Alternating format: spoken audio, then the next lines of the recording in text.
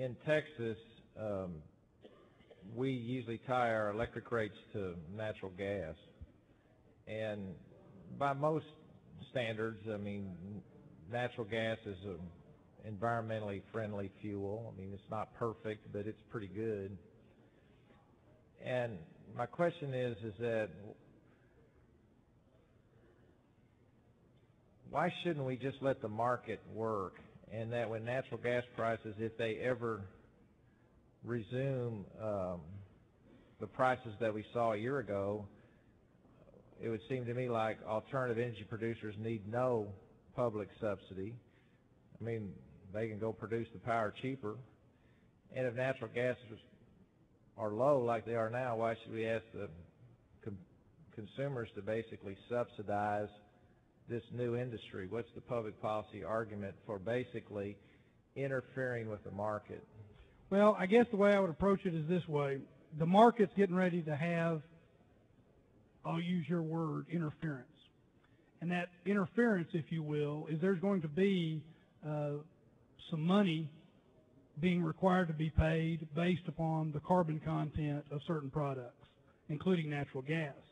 And one of the first things that's going to happen, of course, is people are going to rush to natural gas, perhaps as opposed to coal, because of its carbon content. You're going to have increased demand for natural gas, which naturally would cause the price to go up. But in addition to that, you're going to have, if you will, a carbon tax put on it. That, I truly believe that if we don't take that into account as we're making decisions in this legislative session, we're going to be behind the eight ball, and the answer to your question is going to be where you started with your questions.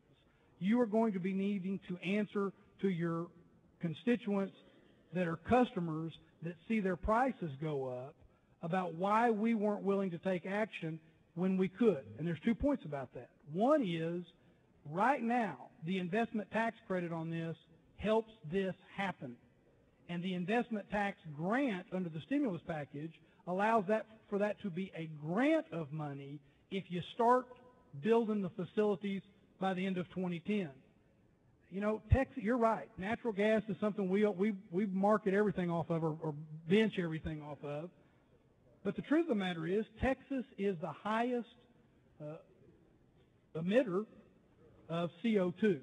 So we're going to face a big old burden if a tax is placed on us. And relative to the rest of the country, we rely more on natural gas.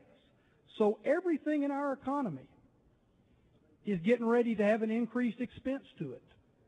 And what I'm suggesting is the forward-thinking approach is to get ahead of that right now, so at a minimum we will be able to stand up 2 years from now and say we took action to, at a minimum, slow the rate of growth in utility bills.